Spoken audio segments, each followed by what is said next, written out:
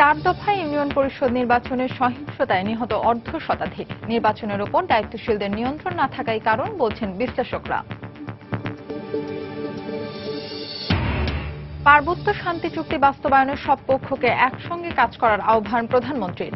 রাজধানীতে পার্বত্য চট্টগ্রাম কমপ্লেক্সের ভিত্তিফলক উন্মোচন। রমজান সামনে রেখে নিত্য প্রয়োজনীয় ভোগ্যপণ্যের মজুদ ও সরবরাহ পরিস্থিতি ভালো, দাবি বাণিজ্য মন্ত্রণালয়ের। এরপরও বাড়ছে কয়েকটি পণ্যের দাম। বিশ্ব মা দিবস আজ। একবিংশ শতাব্দীতে এসেও স্বীকৃতি মিলছে না মায়ের ত্যাগ আর পরিশ্রমের। পরিবারের দৃষ্টিভঙ্গি পরিবর্তনের তাগিদ।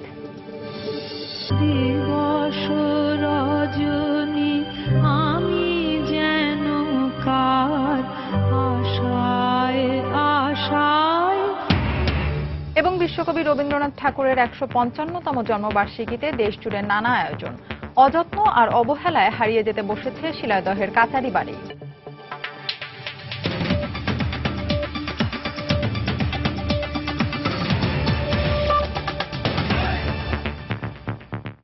সময় সংবাদের সঙ্গে আছে আমি ফাহমিদা মৌটুসী। ইউনিয়ন পরিষদের 4 দফায় নির্বাচনে সহিংসতায় এ পর্যন্ত মারা গেছেন ৭৪ জন। এছাড়া আহত হয়েছেন কয়েক হাজার। নির্বাচনের উপর দায়িত্বশীলদের নিয়ন্ত্রণ না থাকাকে এজন্য দায়ী করছেন বিশ্লেষকরা। পরবর্তী পর্বগুলোতে সহিংসতা কমাতে নির্বাচন কমিশনকে আরও জোরালো ভূমিকা রাখার আহ্বান জানান তারা। মাহমুদ রাকিবের রিপোর্ট। দেশব্যাপী ইউনিয়ন পরিষদ নির্বাচনকে ঘিরে মৃত্যুর মিছিল দিন দিন দীর্ঘ হচ্ছে। তৃণমূল পর্যায়ে ছড়িয়ে পড়ছে সহিংসতা। বেসরকারি সংস্থা সুশাসনের জন্য নাগরিকের তথ্য মতে 3য় দফা ইউপি নির্বাচন পর্যন্ত নিহতের সংখ্যা ছিল ৭১ জন। সদ্য শেষ হওয়া 4র্থ দফা নির্বাচনেও প্রাণহানি হয়েছে একাধিক ব্যক্তির। অথচ 2011 সালের পুরো ইউপি নির্বাচনে নিহতের সংখ্যা ছিল 10 জনেরও কম। নির্বাচন পর্যবেক্ষকদের মতে নির্বাচন কমিশনের সদিচ্ছার অভাবেই নির্বাচনী হত্যাযজ্ঞ থামছে না। এছাড়া নিজেদের সব দায়িত্ব এড়িয়ে পুলিশের উপর নির্বাচনী দায় ছেড়ে দেওয়ার কারণেও সহিংসতা ছড়িয়ে পড়ছে বলে মনে করেন তারা। নির্বাচনের পুরো প্রক্রিয়ার উপরে কারো কন্ট্রোল নাই। ইলেকশন কমিশন কন্ট্রোল হারিয়েছে, পার্টি কন্ট্রোল হারিয়েছে, অ্যাডমিনিস্ট্রেশন কন্ট্রোল হারিয়েছে। তার কারণ এই যে শাসক দলের ভিতরে যখন এখানে মারামারি হচ্ছে এবং অন্য দল নেই, সেই কারণে তারা কন্ট্রোল করছে না। গণতন্ত্র নিশ্চিত করতে গিয়ে মানুষ প্রাণ হারাবেন, এটা কোন অবস্থায় কাঙ্ক্ষিত নয়। এমত অবস্থায় আসলে রাষ্ট্র তার দায় এড়াতে পারে না। নির্বাচন কমিশন একটা গা ছাড়া অবস্থা, যে ঠিক আছে তোমরা মারামারি করতেছো, আমার কি আছে। যেমন একজন কমিশনার বললেন, বাইরে মারামারি করতেছে, আমার কোনো, আমি ভোট কেন্দ্রে কি হচ্ছে এটা নিয়ে আমি বদার। অ্যাকচুয়ালি তো তা নয়। যারা স্টেক হোল্ডার তারা ডেসপারেট। প্রচুর বিদ্রোহী প্রার্থী আছেন অ্যাক্রস দ্য পলিটিক্যাল ডিভাইড, এবং তাদের জন্য it's a do or die situation. Government influence আছে এই অ্যাডমিনিস্ট্রেশনের উপরে, যেখানে প্রিজাইডিং অফিসার সিল মারতেছে, কোনো প্রিজাইডিং অফিসার ডাল ভোট দিচ্ছে, এরা তো সরকারি কর্মকর্তা। এদিকে নির্বাচনী ট্রাইব্যুনালের অজুহাত দিয়ে প্রার্থীদের অনিয়মের অভিযোগ ইসি আমলে নিচ্ছে না বলে মনে করেন বিশ্লেষকরা। যদিও নির্বাচন পরিচালনা বিধির 90 ধারায় বলা আছে, সন্তোষজনক না হলে কমিশন যে কোনো পর্যায়ে নির্বাচন বন্ধ করে দিতে পারবে। প্রথম যখন মারামারি হলো, যে জায়গায় মারামারি হতো ওটা বন্ধ করে দিলে কি হতো, না হয় 100টা বন্ধ থাকতো, না 200টা বন্ধ থাকতো। নির্বাচনী ব্যবস্থাপনা যদি একবার ভেঙে যায়, এটাকে আবার রাস্তায় নিয়ে আসতে অনেক সময় লাগবে। কমিশন যারা ম্যানিং করছেন সর্বোচ্চ পর্যায়ে, তাদের নির্বাচন দিবসে মাঠে যাওয়া উচিত। এটা একটা পার্সোনাল টাচ যদি তারা দেন, এটা ডেটারেন্ট একটা রোল প্লে করবে। এছাড়া নির্বাচনী সহিংসতা বন্ধে নির্বাচন কমিশন ও সরকারের পাশাপাশি সাধারণ ভোটারদেরও সচেতন হবার তাগিদ দিয়েছেন বিশ্লেষকরা। মাহমুদ রাকিব, সময় সংবাদ, ঢাকা। 4র্থ দফা নির্বাচন শেষে নিরঙ্কুশভাবে এগিয়ে আছে ক্ষমতাসীন দল আওয়ামী লীগ। অধিকাংশ ইউনিয়ন পরিষদে জয়ী হয়েছেন আওয়ামী লীগ মনোনীত চেয়ারম্যান প্রার্থীরা। 703টি ইউনিয়ন পরিষদের মধ্যে 685টির বেসরকারি ফলাফলে এই চিত্র পাওয়া গেছে। ঘোষিত ফলের মধ্যে 442টিতে আওয়ামী লীগ, 76টিতে বিএনপি, 8টিতে জাতীয় পার্টি এবং 161টিতে স্বতন্ত্র এবং অন্যান্য দলের একজন চেয়ারম্যান প্রার্থী বেসরকারিভাবে জয়ী হয়েছেন।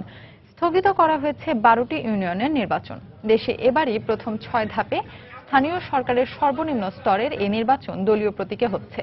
মনোনয়নপত্র জমা দিতে না পারা সহ নানা কারণে 4র্থ ধাপে 40টি ইউপির নির্বাচন স্থগিত করা হয়।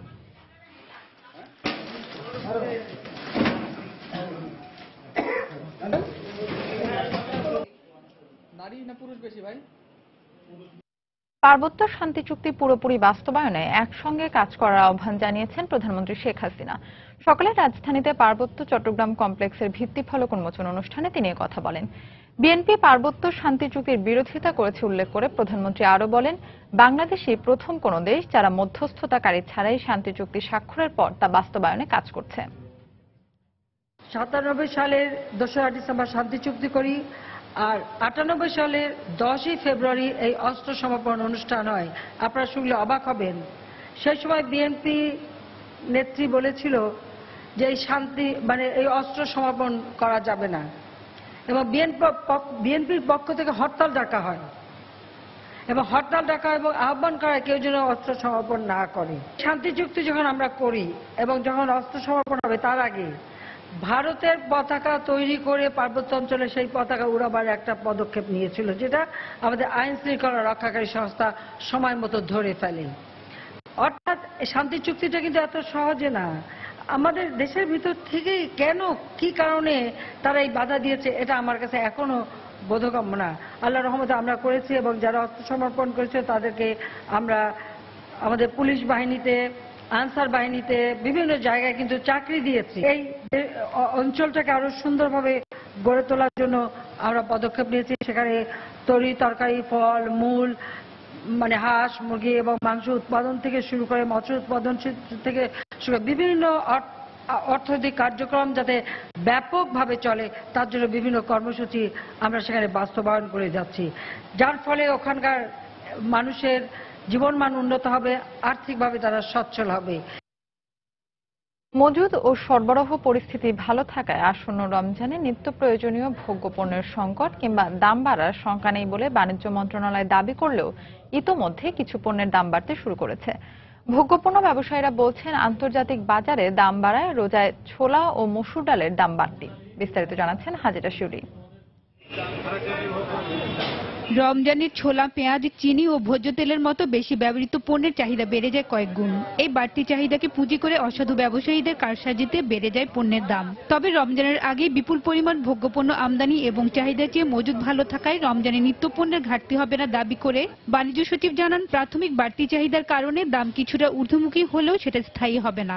এক্ষেত্রে রমজানে বাজারের ওপর বাড়তি চাপ এড়াতে একসঙ্গে সারা মাসের বাজার না করার পরামর্শ তার। রমজানের সময় যত ধরনের পণ্য আছে সেটা চাহিদার থেকে অনেক বেশি মজুদ আছে, এবং আমরা প্রতিটা এলসি সরবরাহ পরিস্থিতি পুরোটা পরিবীক্ষণ করি আমরা জনগণকে আশ্বস্ত করতে পারি যে রমজানে কোনো রকম সরবরাহ পরিস্থিতিতে কোনো রকম ঘাটতি হবে না। প্রাথমিক চাহিদা সৃষ্টির কারণে হয়তো এক ধরনের চাপ সৃষ্টি হতে পারে মূল্যের, কিন্তু সেটা কখনোই স্থায়ী থাকবে না। তবে ব্যবসায়ীরা জানান, সম্প্রতি পণ্যবাহী জাহাজ শ্রমিক ও মালিকদের ধর্মঘটের ফলে কিছু পণ্যের দাম বেড়েছে। এক্ষেত্রে সরবরাহ স্বাভাবিক থাকলে রমজানের দাম আর বাড়বে না। এখন কিছুদিনের জন্য হয়তো বাজার একটু বাড়তি। ভোগ্যপণ্য এগুলো এখন যেগুলো এখন আটক আছে, এগুলো যদি তাড়াতাড়ি সমাধান হয়ে যায় তার মনে হয় বাজারের পরিস্থিতি মোটামুটি নিয়ন্ত্রণে এসে পড়বে।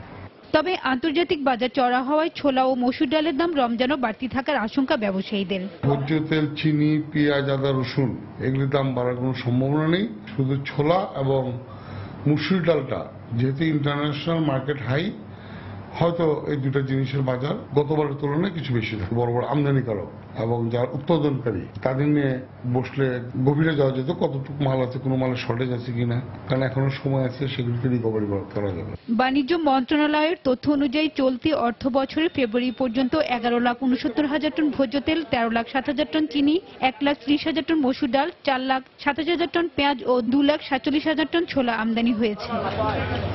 হাজারে শিউলি, সময় সংবাদ, ঢাকা। সময় সংবাদে আরো থাকছে, প্রায় 1 দশক ধরে পলি পড়ে ভরাট হয়ে গেছে ছোট ফেনী নদী। রবি শস্য আবাদ করতে না পেরে বিপাকে 70,000 কৃষক। এবং বরগুনার পাথরঘাটায় বিদ্যুৎ সংযোগ দেওয়ার নামে লক্ষ লক্ষ টাকা হাতিয়ে নেওয়ার অভিযোগ। তদন্ত করে ব্যবস্থা নেওয়ার আশ্বাস বিদ্যুৎ বিভাগের। হিমের রাতের অগ্রহায়ণে নয়, সোনার আশ্বিনে নয়, ফুলে রাঙানো ফাগুনেও নয়, এই খড় ক্ষিপ্র বৈশাখে তার জন্ম। বৈশাখের গৈরিক তিলক দিয়ে সাজানো তার জন্মদিনের ললাট। বৈশাখে প্রকৃতির নতুন জন্ম, আমাদেরও নতুন জন্ম এই বৈশাখী। আজ 25শে বৈশাখ, বিশ্বকবি রবীন্দ্রনাথ ঠাকুরের 155তম জন্মবার্ষিকী। কবির জন্মতিথিতে তার সৃষ্ট গান দিয়ে তাকে আপন করে পাওয়ার আয়োজন সাজিয়েছেন তরিকুল ইসলাম সৌরভ।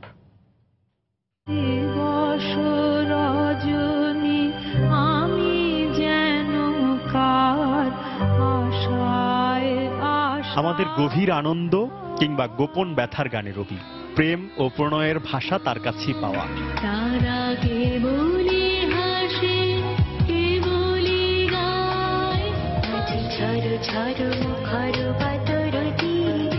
রবীন্দ্রনাথ সুরের ভিতরে চিত্র, চিত্রের ভিতরে সূক্ষ্ম উপাদান দিয়ে বাংলা ঋতু বৈচিত্র্যকে সাজিয়েছেন। মায়ার কুজ্ঝটি জাল জাগ দূরে জাগ জাগ জাগ। বাংলা গানের নিজস্ব রঙে রাঙা একটি স্বতন্ত্র ধারা প্রতিষ্ঠা করেছেন রবীন্দ্রনাথ। শুধু রাগ রাগিনী নয়, বিশ্বের নানা ধারার সঙ্গীত আমদানি করে বাংলা গানকে সমৃদ্ধ করেছেন তিনি। গানকে ধাবিত করেছেন পরম সৌন্দর্যের দিকে।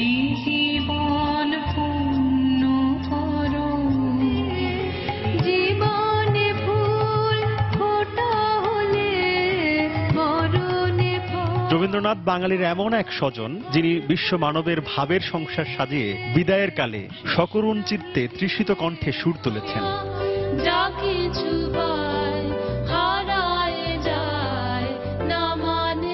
মানুষের মর্মে ও মজ্জায় প্রাণলক্ষ্মী আজ নির্বাসিতা। তাই এই শিল্পী মনে করেন, সভ্যতার সংকটের এই কালে রবীন্দ্রনাথই হতে পারেন আমাদের আশ্রয়। সারা দেশের মানুষ, বিশেষ করে তরুণ প্রজন্মের ছেলেমেয়েরা, এরা তো রবীন্দ্রনাথের গভীরে ঢুকছে না। দর্শনে মননে রবীন্দ্রনাথকে ধারণ করার যে চর্চা, সেটা থেকে আমরা অনেক ক্রমশ দূরে চলে যাচ্ছি, এবং এটা তরুণ প্রজন্মকে দিয়ে শুরু করতে হবে।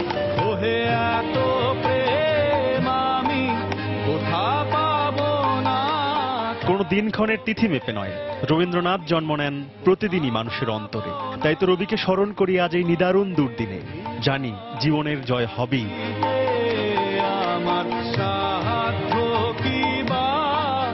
তরিকুল ইসলাম সৌরভ, সময় সংবাদ, ঢাকা।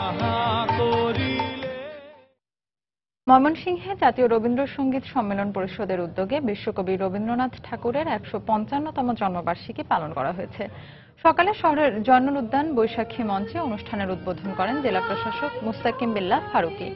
অনুষ্ঠানে ময়মনসিংহের বিভিন্ন সঙ্গীত বিদ্যালয়ের শিক্ষার্থীরা রবীন্দ্রনাথের গান ও কবিতা পরিবেশন করেন। রবীন্দ্র অনুরাগীরা উপভোগ করেন রবি ঠাকুরের কবিতা ও সঙ্গীত আয়োজন। এদিকে সকালে ময়মনসিংহ শিল্পকলা একাডেমিতে আয়োজন করা হয় সাংস্কৃতিক অনুষ্ঠানের।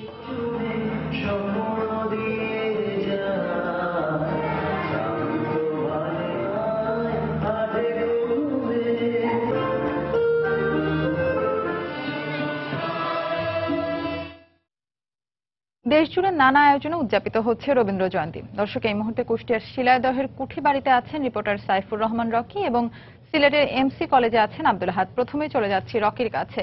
রকি, আপনি জানেন যে বিশ্বকবি রবীন্দ্রনাথ ঠাকুরের ১৫৫তম জন্মবার্ষিকী উপলক্ষে রাজশাহী থেকে আমরা সুদূর কুষ্টিয়া এসেছি এবং এখানে শিলা কুঠিবাড়িতে এসেছি। এখানে রবীন্দ্রনাথের বিভিন্ন স্মৃতিচারণের বিষয় এখানে ছিল।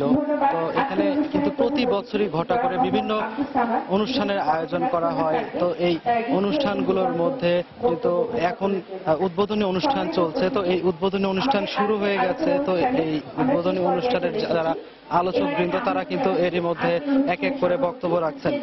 বাংলা সাহিত্যের বিখ্যাত কবি ও উপন্যাসিক, সঙ্গীত স্রষ্টা, একই ধারে নাট্যকার, চিত্রকার এবং কণ্ঠশিল্পী, প্রাবন্ধিক, অভিনেতা এই রবীন্দ্রনাথ ঠাকুর। রবি ঠাকুরের জন্ম হয়েছিল কলকাতার জোড়াসাঁকোর বিখ্যাত ঠাকুর পরিবারে ১২৬৮ সালে। আর এটি ইংরেজিতে বলতে গেলে ১৮৬১ সালের ৭ই মে তার জন্ম হয়েছিল। তো তার কিন্তু বিভিন্ন সৃষ্টিশীল কর্ম কিন্তু আমরা আমাদের মাঝে রেখে গেছেন। তার মধ্যে তার জীবন দশায় ৫২টি কাব্যগ্রন্থ, ৩৮টি নাটক, ১৩টি উপন্যাস, ৩৬টি প্রবন্ধ, ৯৬টি ছোট গল্প তিনি রচনা করেছিলেন। ৩৩ বিঘা জমির উপরে এই কুঠিবাড়িটি অবস্থিত। এই কুঠিবাড়ির তিনি বকুলতলার ঘাটে বসে রচনা করেছিলেন অনেক বিখ্যাত রচনা, বিখ্যাত গান, বিখ্যাত অনেক সৃষ্টিশীল কবিতা। তার মধ্যে একটি বিখ্যাত গান রয়েছে যে চোখের বালি এটি, এবং তার সাথে সাথে আরেকটি গান রয়েছে যেটি কিন্তু সবার খুবই জনপ্রিয় একটি গান, যখন চোখ পড়বে না মোর পায়ের চিহ্ন এই বাঁকে। এই গানটিও তিনি ঠিক এই জায়গায় বসে কিন্তু রচনা করেছিলেন। 1910 সালে রবীন্দ্রনাথ ঠাকুর গীতাঞ্জলির জন্য উনি সাহিত্যে নোবেল পুরস্কার পেয়েছিলেন। এখানে জেলা প্রশাসক, বিভাগীয় কমিশনার এবং পুলিশ সুপার সহ কুষ্টিয়ার সকল ঊর্ধ্বতন প্রশাসনের কর্তা ব্যক্তিরা এখানে উপস্থিত আছেন এবং পুলিশ প্রশাসনের সাথেও আমাদের কথা হয়েছে। এখানে অনেকেই দূর দূরান্ত থেকে এই অনুষ্ঠানটি দেখতে এসেছেন। পুলিশ প্রশাসনও কিন্তু 3 দিন ব্যাপী যে এই মেলাটি এখানে অনুষ্ঠিত হবে, এটি যেন একদম সার্বিকভাবে এবং সুন্দরভাবে এটি যেন অনুষ্ঠিত হয় সেই লক্ষ্যেও তারা কাজ করছে, এটি আমাদেরকে জানাচ্ছেন। তো এই ছিল কুষ্টিয়ার কুমারখালী থেকে রবীন্দ্রনাথের জন্মবার্ষিকী উদযাপনের খবর। এখন আমরা চলে যাচ্ছি সিলেটের এমসি কলেজে। সেখানে আছেন আমাদের সহকর্মী আব্দুল আহাদ, তিনি জানাবেন সেখানকার রবি ঠাকুরের জন্মদিন উদযাপনের খবর।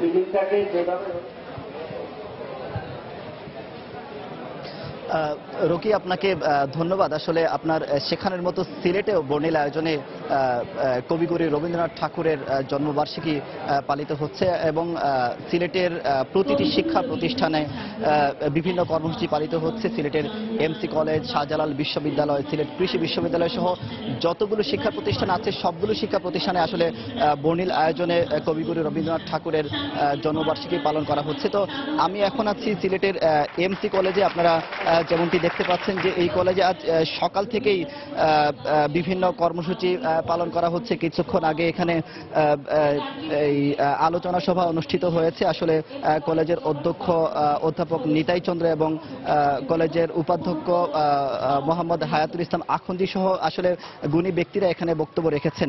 তো এমসি কলেজের বিষয়ে আপনাদের একটি বিষয় আমি জানিয়ে রাখি। আসলে এই কলেজটি হলো কবিগুরু রবীন্দ্রনাথ ঠাকুরের স্মৃতি বিজড়িত এই কলেজ। 1919 সালে কবিগুরু রবীন্দ্রনাথ ঠাকুর এমসি কলেজে এসেছিলেন এবং এমসি কলেজের ছাত্রাবাসে কবিগুরুকে বর্ণিল আয়োজনে তাকে সংবর্ধনা জানানো হয় এবং সিলেটে কবিগুরু এসে বেশ কয়েকটি কবিতাও লিখেছিলেন এবং তিনি সিলেটকে শ্রীভূমি হিসেবে আখ্যায়িত করেছিলেন।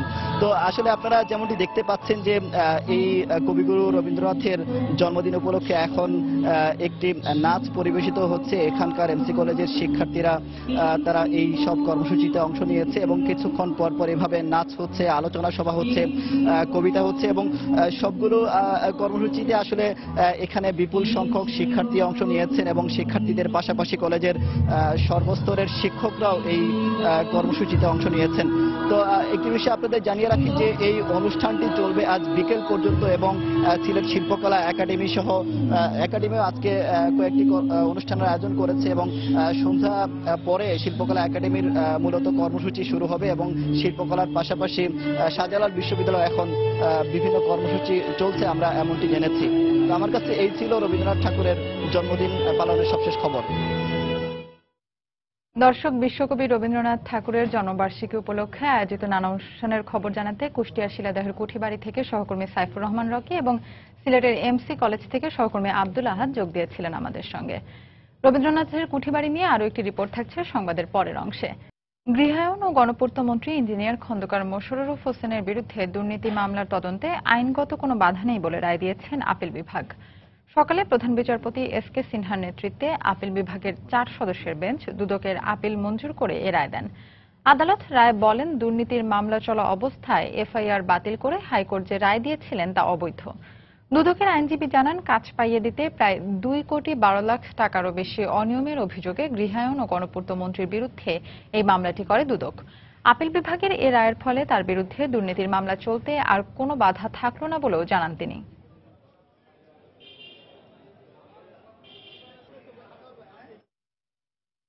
যুদ্ধাপরাধের দায়ে ফাঁসির দণ্ডপ্রাপ্ত জামায়াত নেতা মতিউর রহমান নিজামীর বিচার প্রক্রিয়া নিয়ে বিরূপ মন্তব্য করায় পাকিস্তান হাইকমিশনারকে তলব করে কড়া প্রতিবাদ জানানোর আহ্বান জানিয়েছেন খাদ্যমন্ত্রী অ্যাডভোকেট কামরুল ইসলাম। সকালে রাজধানীর বঙ্গবন্ধু এভিনিউতে জামায়াতের ডাকা হরতাল বিরোধী অবস্থান কর্মসূচিতে বক্তব্য রাখেন তিনি। জামায়াতের হরতালকে অবৈধ উল্লেখ করে জনগণ এই হরতাল প্রত্যাখ্যান করেছে বলেও মন্তব্য করেন তিনি। এই রায়ের, এই বিচারের বৈধতা নিয়ে প্রশ্ন তুলেছেন পাকিস্তানের পররাষ্ট্রমন্ত্রী, যেটা পাকিস্তানের পাকিস্তানের এই ভূমিকা বাংলাদেশের অভ্যন্তরীণ ব্যাপারে হস্তক্ষেপের শামিল। বাংলাদেশের পররাষ্ট্রমন্ত্রীর প্রতি আমি আহ্বান থাকবে, পাকিস্তানের পররাষ্ট্রমন্ত্রীর ধৃষ্টতাপূর্ণ বক্তব্য, বাংলাদেশের আভ্যন্তরীণ ব্যাপারে তাদের এই হস্তক্ষেপ, তার বিরুদ্ধে পাকিস্তানের হাই কমিশনারকে ডেকে একটা কড়া প্রতিবাদ করা উচিত বলে আমরা মনে করি। তারা প্রতিটি মামলায় আদালতের রায়ের পর একটি হরতাল ডাকে, মৃত্যুদণ্ড কার্যকর করার পরে একটি হরতাল আহ্বান করে। এটি তার রুটিন ওয়ার্কে পরিণত হয়েছে। এই হরতাল আদালতের বিরুদ্ধে হরতাল, অবৈধ হরতাল। এই হরতালের কোনো বৈধতা নাই এবং জনমনে এর কোনো প্রতিক্রিয়াও পড়ে না। বরগুনার পাথরঘাটা উপজেলার কয়েকটি গ্রামে নতুন বিদ্যুৎ সঞ্চালন লাইন নির্মাণের নামে গ্রাহকদের কাছ থেকে লক্ষ লক্ষ টাকা হাতিয়ে নিয়েছে একটি মহল। বছরের পর বছর ঘুরেও বিদ্যুৎ বা টাকা কিছুই পাচ্ছে না প্রতারিতরা। তবে বিদ্যুৎ বিভাগ বলছে, অভিযোগ পাওয়ার পর ঘটনার সত্যতা তদন্তে কাজ শুরু করেছেন তারা। এম এ আজিমের তথ্য ও এস এম সিফাতের ক্যামেরায় ডেস্ক রিপোর্ট। পাথরঘাটা উপজেলার জ্ঞানপাড়া, ট্যাংরা ও মঠের খালগ্রাম। প্রায় 3 বছর আগে এই 3 গ্রামে বিদ্যুৎ সঞ্চালন লাইন নির্মাণ করে নতুন বিদ্যুৎ সংযোগ দেওয়ার কথা বলে ফারুক নামের স্থানীয় একটি কলেজের অধ্যক্ষ ও তার নেতৃত্বে আরো কয়েকজন গ্রামের হতদরিদ্র মানুষের কাছ থেকে লাখ লাখ টাকা হাতিয়ে নেয়। বছরের পর বছর ঘুরে বিদ্যুৎ বা টাকা ফেরত না পেয়ে গত 14 মার্চ বিদ্যুৎ, জ্বালানি ও খনিজ মন্ত্রীর বরাবরে লিখিত অভিযোগ করেছেন ভুক্তভোগীরা। প্রিন্সিপাল ফারুক নিয়ে আর কি সবার টাকা নিছে, আমার টাকাও হের কাছে দিছি। সবাই 3000 টাকা করে দিয়েছে, এরপরে আবার বলতে আছে 6000 টাকা করে লাগবে, তারপরে আবার 6000 টাকা করে নিয়েছে। সুদে নিয়ে 8,500 টাকা দেওয়া হয়েছে, কোনো কিছু পাইনি এখন পর্যন্ত। ওই খাম্বা একটা দেখতে ওই তোমায়। এদিকে অভিযুক্ত অধ্যক্ষকে তার কর্মস্থল চৌধুরী মাসুম টিভিএম কলেজে গিয়ে পাওয়া যায়নি। ভুক্তভোগীদের দেয়া সন্ধানে তাকে পাওয়া যায় একটি গ্রামে। তিনি গ্রামবাসীর অভিযোগের বিষয়টি উড়িয়ে দেন। তাদের ব্যক্তিগত রেসের কারণে বিষয়টা এমন ভাবে হয়েছে যে তারা অনেকেই এখন বলে যে হাসতে হাসতে আসলে আমরা এই অভিযোগটা দিয়েছি, আসলে আমার প্রতি কোনো তাদের অভিযোগ নাই। আপনি এই এলাকার মানুষের কাছে জিজ্ঞাসা করতে পারেন যে আসলে এই গরিব মানুষের টাকা আমার পেটে যাওয়ার মতন মানুষ আমি কিনে। এদিকে পাথরঘাটা উপজেলায় পিরোজপুর এরিয়া অফিসেও পাওয়া যায়নি কাউকে। তবে পল্লী বিদ্যুৎ সমিতির পিরোজপুর জেলার মঠবাড়িয়া জোনাল অফিসের ডেপুটি জেনারেল ম্যানেজার জানান, অভিযোগের প্রেক্ষিতে তদন্ত চলছে। আমরা অভিযোগটি পেয়েছি, এটা ডাকের মাধ্যমে বা পোস্টে, এবং অভিযোগের প্রেক্ষিতে আমরা ইতিমধ্যে তদন্ত কাজ শুরু করেছি। তদন্ত প্রক্রিয়াধীন আছে। এটা দোষী সাব্যস্ত হলে নিশ্চয়ই আইনি ব্যবস্থা নেওয়া হবে। 2012 সালের শুরুর দিকে 3টি গ্রামে 210 জন মানুষের কাছ থেকে মোট 24,46,000 টাকা হাতিয়ে নেয় অধ্যক্ষ ফারুক ও তার সহযোগীরা। সময় সংবাদ, বরগুনা। সময় সংবাদে আরো থাকছে, আরো উন্নত লন্ডন করার অঙ্গীকারের শপথ নিলেন প্রথম মুসলিম মেয়র সাদিক খান। ব্রিটেনের মুসলিম সম্প্রদায়ের ভাবমূর্তি বাড়ার প্রত্যাশা। মা, ছোট শব্দটি যেন ভীষণ মমতার, ভালোবাসার। জন্ম দিয়েছেন যে মা, পরম আদরে লালন পালন করেছেন যিনি, তাকে শ্রদ্ধা জানানোর জন্যই এই একটি দিন, মা দিবস আজ। 1912 সালে মাকে যথাযথ সম্মান জানাতে আনুষ্ঠানিকভাবে মা দিবস পালনের শুরুটা পশ্চিমে হলেও ধীরে ধীরে আমাদের সমাজেও এ দিবস পালনের প্রচলন শুরু হয়েছে। তবে সন্তানের একটু মঙ্গলের জন্য মায়ের সীমাহীন ত্যাগ, পরিশ্রম আর নিষ্ঠার স্বীকৃতি কি আদৌ আমাদের সমাজে আছে? পারমিতা হিমের রিপোর্ট। সবাই যখন মুখ ফিরিয়ে নেয় তখনও আশার প্রদীপ জ্বালেন একজনই, মা। সন্তানের কল্যাণে সব প্রতিবন্ধকতাকে তুচ্ছ জ্ঞান করেন যিনি, তিনিই তো জননী। পদে পদে বাধা, অসহযোগিতা, তার উপর সামাজিক গঞ্জনা, এ সব কিছুর পরেও হাল ছাড়নি মা। ফিজিও লাগছে আমার 4 বছর টানা, ওর ফ্লপি থেকে হাঁটা চলাতে। সেখানে দেখা গেল যে যখন ফিজিওতে সে হাঁটা চলা করতে শুরু করতো, তখন হাইপার হয়ে গেল। হাইপার কমানোর জন্য তখন আবার অকুপেশন শুরু করতে হইলো। ওর যখন 3.5 বছর বয়স, তখন খেয়াল করলাম স্পিচ নাই, 7 স্পিচ শুরু হইলো। আমি 6 বছর মনে হয় ঘুমাই নেই রাতে। মাদের দুঃখগুলা বোঝা, সবার পাশে এসে দাঁড়ানো, যে না এই মাটা আসলে খুব অসহায়। সে যে শুধু এই বাচ্চাটা সিক সেই জন্য অসুস্থ তা না, তাকে এভরি সেক্টর থেকে হ্যামারিং করা হয়। মাফরুহা বেগম 19 বছর বয়সী বুদ্ধি প্রতিবন্ধী মেয়ের সমস্ত দায়িত্ব একাই পালন করছেন। কেননা পরিবারের ধারণা মেয়েটির এই বিশেষ অবস্থার জন্য মাই দায়ী। অনেক অনেক অনেক পানিশমেন্ট, কিন্তু আমি অনেক পানিশমেন্টে আছি।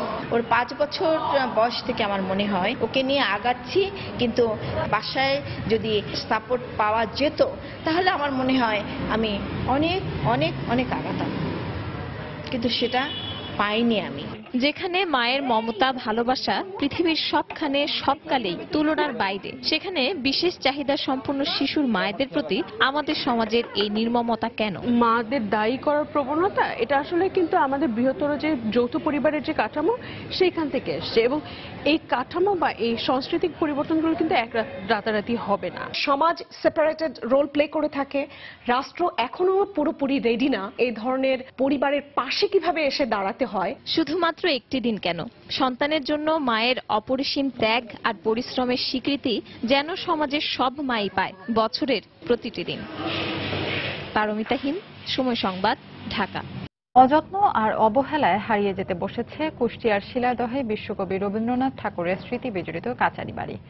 ধ্বংসের মুখে কাচারি বাড়ির অদূরে অবস্থিত কবিগুরুর দাতব্য চিকিৎসালয়টিও। এ অবস্থায় কুঠিবাড়ির মতো রবীন্দ্র স্মৃতি বিজড়িত এই স্থাপনাগুলো সংরক্ষণের দাবি এলাকাবাসীর। কুষ্টিয়া থেকে এস.এম. রাশেদের তথ্য ছবি নিয়ে ডেস্ক রিপোর্ট। শিলাইদহের এই কাচারি বাড়ি থেকেই জমিদারি কাজ পরিচালনা করতেন রবীন্দ্রনাথ ঠাকুর। সময়ের প্রবাহে সেই জমিদারি এখন আর নেই খাজনা দেওয়ার লোকও। তবেই শিলাইদহেই যখন সমাদৃত হচ্ছে রবি ঠাকুরের তৎকালীন আবাসস্থল কুঠিবাড়ি, তখন অনাদরে অবহেলায় পড়ে থাকছে কবিগুরুর স্মৃতি বিজড়িত কাচারি বাড়ি। আর কাচারি বাড়ি থেকে মাত্র আধা কিলোমিটার দূরে অবস্থিত কবিগুরুর দাতব্য চিকিৎসালয়, অবহেলায় এটিও। খসে পড়েছে ইট, পলেস্তারা, চুরি হয়ে গেছে দরজা জানালাও। পরিত্যক্ত ও জরাজীর্ণ হয়ে পড়ে আছে আচার্য কবির এই স্মৃতিচিহ্ন সমূহ। আগে খুব সুন্দর ছিল, জাঁকজমক ছিল, এখন কিছুই না। তখন ওই পায়খানাও ছিল না, কিছুই ছিল না। এত সুন্দর জায়গা ছিল, আমরা এই জায়গায় এসে ঘুমাতাম। এখানে এসে দেখি গোবর টোল লাগাই লাগছে, জানালা দরজা সব চুরি হয়ে গেছে। মানে আমরা আমাদের মতন যারাই আসে তারাই এখানে এসে হতাশা হয়ে যায়। এখন আমাদের দাবি হচ্ছে যাতে এই সমস্ত ধ্বংস না হয়।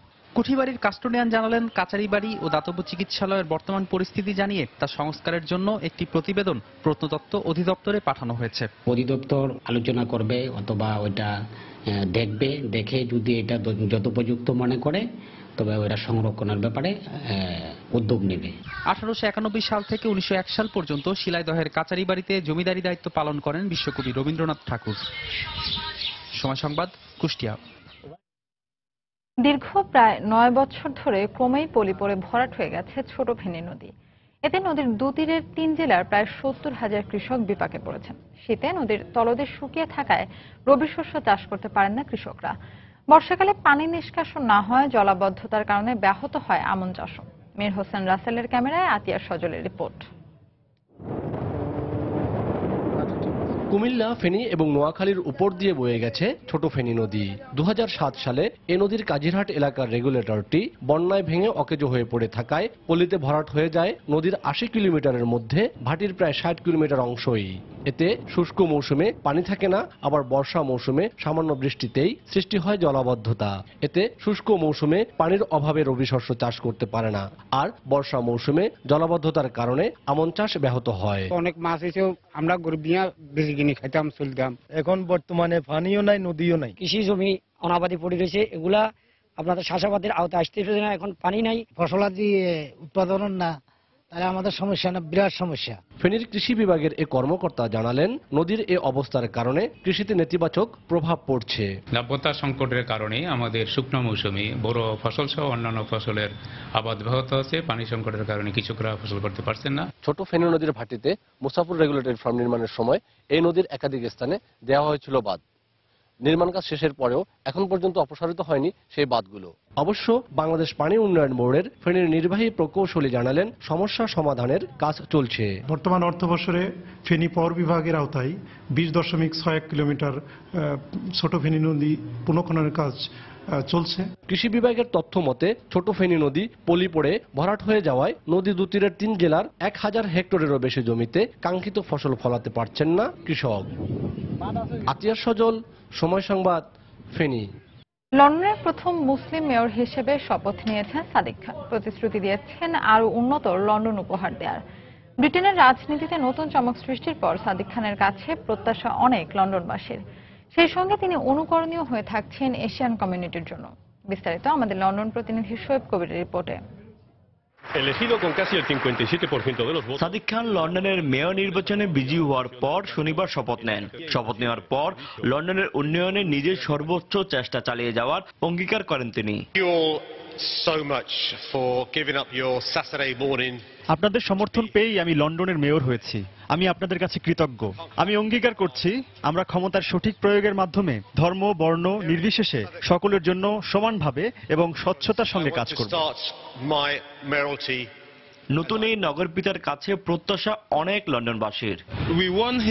আমরা চাই আমাদের নতুন মেয়র নিরপেক্ষভাবে শহরের উন্নয়নে কাজ করবে। তিনি আমাদের হতাশ করবেন না। ধর্মীয় কিংবা সাম্প্রদায়িক পরিচয়ের ঊর্ধ্বে সাদিক খানকে লন্ডনের মেয়র হিসেবে প্রাধান্য দিচ্ছেন নগরবাসী। তিনি বর্ণবাদী নন। আমরা আশা করব তিনি ধর্ম বর্ণ নির্বিশেষে সবার জন্য সমানভাবে কাজ করবেন। তার এই জয়ে ব্রিটেনে মুসলিম সম্প্রদায়ের ভাবমূর্তি বাড়বে বলে মনে করছেন মুসলিম কমিউনিটি। আমাদের নতুন মেয়র সাদিক খান একজন মুসলিম। আমি মনে করি তিনি মুসলিম কমিউনিটিকে শক্তিশালী করতে কাজ করবে এবং লন্ডনে মুসলিমদের ভাবমূর্তি উজ্জ্বল করবে। সাদিক খানকে অনুকরণ করে আগামীতে ব্রিটেনের রাজনীতি শীর্ষ পর্যায়ে এশিয়ান ও বাংলাদেশিদের সম্ভাবনা উজ্জ্বল হয়েছে বলে মনে করছেন অনেকে। প্রথম মুসলিম মেয়র হিসেবে সাদিক খান একজন এশিয়ান বংশোদ্ভূত হিসাবে নির্বাচিত হয়েছেন। আমরা আশা রাখি আগামীতে এই ব্রিটেনে যেন প্রধানমন্ত্রী হিসাবেও যেন এশিয়ান বংশোদ্ভূত বা আমাদের বাংলাদেশি বংশোদ্ভূত হিসাবে কেউ নির্বাচিত হয় এবং আমাদের আশা থাকলো, অনেক আশা আছে, প্রত্যাশা আছে সাদিক খানের উপর। আমরা তার আগামী দিনের পথ চলার শুভ কামনা করি। সাদিক খানের এই জয় দলটিকে রাজনীতির মাঠে ঘুরে দাঁড়াতে সাহায্য করবে বলে মনে করছেন বিশ্লেষকরা। সকল জল্পনা কল্পনা অবসান ঘটিয়ে ব্রিটিশ আভিজাত্যকে হারিয়ে 11 প্রতিদ্বন্দ্বীকে পিছনে ফেলে লন্ডনে প্রথমবারের মতন মুসলিম মেয়র হলেন সাদিক খান। যুক্তরাজ্যের রাজনীতিতে তার এই বিজয়কে নতুন মোড় হিসেবে দেখা হচ্ছে, কেননা তিনি প্রথম মুসলিম এবং প্রথম অশতাঙ্গ যিনি কিনা বহু সংস্কৃতির এই শহরে নগরপিতা হলেন। একজন অভিবাসী বাস চালকের সন্তান হিসেবে তার এই অর্জনে অন্যরকম রেকর্ড মনে করছেন সবাই। শোয়েব কবির, সময় সংবাদ, লন্ডন। প্রচণ্ড বাতাস ও শুষ্ক আবহাওয়ার কারণে কানাডার আলবার্টা প্রদেশের দাবানল প্রতিবেশী সাসকাচুয়ান প্রদেশেও ছড়িয়ে পড়ছে। আলবার্টার জরুরি ব্যবস্থাপনা কর্তৃপক্ষ জানিয়েছে আগুন ভয়াবহ আকার ধারণ করেছে, যা এখনো নিয়ন্ত্রণে আনা সম্ভব হয়নি। দাবানলে এ পর্যন্ত 2 লাখ হেক্টরের বেশি এলাকা পুড়ে গেছে। ধ্বংস হয়েছে প্রায় 1600-র বেশি ভবন। তবে এতে হতাহতের কোনো খবর পাওয়া যায়নি। এরই মধ্যে তেল সমৃদ্ধ শহর ফোর্ট ম্যাকমার থেকে সরিয়ে নেওয়া হয়েছে অন্তত 80,000 বাসিন্দাকে। তবে এখনো দেশটির উত্তরাঞ্চলের কিছু স্থানে আটকা পড়ে আছে কয়েক হাজার মানুষ। তাদের সরিয়ে নিতে চেষ্টা চালিয়ে যাচ্ছে কর্তৃপক্ষ।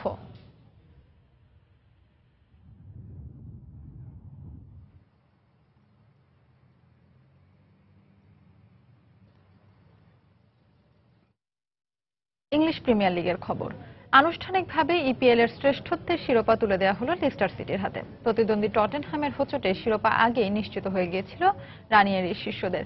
তবে দ্য ফক্সের উৎসবে বাড়তি রং যোগ করেছে ঘরের মাঠে এভারটনের বিপক্ষে 3-1 গোলে জয়।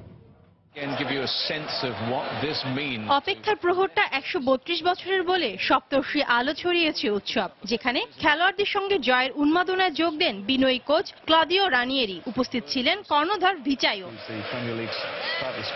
শুধু খেলোয়াড় নয়, কিংস পাওয়ার স্টেডিয়ামে উপস্থিত প্রায় 33,000 সমর্থক প্রাণ ভরে উপভোগ করলেন জীবনের সেরা মুহূর্তটি। যদিও লিস্টার সিটির শিরোপা নিশ্চিত হয়ে গিয়েছিল আগেই। তাই এভারটনের বিপক্ষে নির্ভর হয়ে মাঠে নামে ফক্সরা। কিন্তু ইপিএল জায়ান্টদের কুপকাত করে শিরোপা ঘরে তোলা রানিয়েরির শিষ্যরা ছিল বেশ খোশ মেজাজি। তাই তো ম্যাচের 5 মিনিটই স্বাগতিকদের লিড এনে দেন 2 ম্যাচের নিষেধাজ্ঞা কাটিয়ে সেরা একাদশে ফেরা জেমি ভার্ডি। 33 মিনিটে ব্যবধানটা দ্বিগুণ করেন ওয়েলসের মিডফিল্ডার অ্যান্ডি কিং। অ্যাসিস্ট করেন ইপিএল এর বর্ষসেরা খেলোয়াড় রিয়াদ মাহরেজ।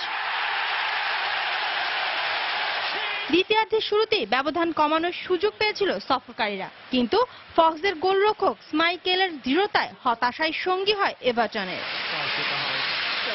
65 মিনিটে বার্ডিকে সফরকারী ডিফেন্ডার ম্যাথিউ পেনিংটন অবৈধভাবে বাধা দিলে পেনাল্টি পায় রানিয়েরির শিষ্যরা, যা থেকে গোল করে ইপিএল এর 2য় সর্বোচ্চ গোলদাতা বনে যান এই ইংলিশ স্ট্রাইকার।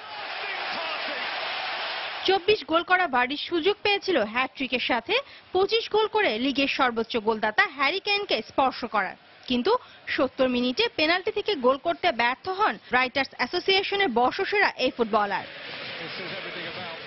88 মিনিটে এভারটনের হয়ে একটি গোল পরিশোধ করেন বদলে স্ট্রাইকার কেভিন মিরালাস, কিন্তু তার লিস্টারের জয়রথ রুখতে যথেষ্ট ছিল না। ফলে 37 ম্যাচে 80 পয়েন্ট নিয়ে ম্যাচ জয়ের সাথে প্রথমবারের মতো ইপিএল শিরোপা ঘরে তোলার উল্লাসে মাতে লিস্টার সিটি। শায়লা পারভিন, সময় সংবাদ। এ পর্যায়ে শীর্ষ সংবাদ জানিয়ে দিচ্ছি আরেকবার। 4 দফা ইউনিয়ন পরিষদ নির্বাচনে সহিংসতায় নিহত অর্ধ শতাধিক। নির্বাচনের উপর দায়িত্বশীলদের নিয়ন্ত্রণ না থাকায় কারণ বলছেন বিশ্লেষকরা। পার্বত্য শান্তি চুক্তি বাস্তবায়নের সব পক্ষকে একসঙ্গে কাজ করার আহ্বান প্রধানমন্ত্রীর। রাজধানীতে পার্বত্য চট্টগ্রাম কমপ্লেক্সের ভিত্তিফলক উন্মোচন। রমজান সামনে রেখে নিত্য প্রয়োজনীয় ভোগ্যপণ্যের মজুদ ও সরবরাহ পরিস্থিতি ভালো, দাবি বাণিজ্য মন্ত্রণালয়ের। এরপরও বাড়ছে কয়েকটি পণ্যের দাম। বিশ্ব মা দিবস আজ। 21 শতাব্দীতে এসেও স্বীকৃতি মিলছে না মায়ের ত্যাগ আর পরিশ্রমের। পরিবারের দৃষ্টিভঙ্গি পরিবর্তনের তাগিদ।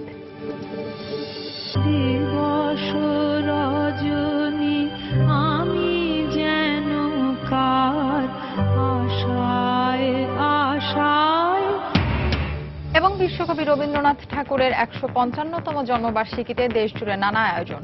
অযত্ন আর অবহেলায় হারিয়ে যেতে বসেছে শিলাইদহের কাচারি বাড়ি। এই ছিল এখনকার মতো। যে কোনো খবর পেতে ভিজিট করুন সময়নিউজ.tv। যে কোনো বাংলালিংক, রবি ও সিটিসেল নম্বর থেকে সময় সংবাদের খবর, অনুষ্ঠান সম্পর্কে জানতে এবং যে কোনো তথ্য সময় সংবাদকে জানাতে ডায়াল করুন 162 নম্বরে। এছাড়া এইমাত্র পাওয়া খবর মোবাইলে পেতে SMS করুন *SN লিখে পাঠিয়ে দিন 162 নম্বরে। সঙ্গে থাকুন সময়।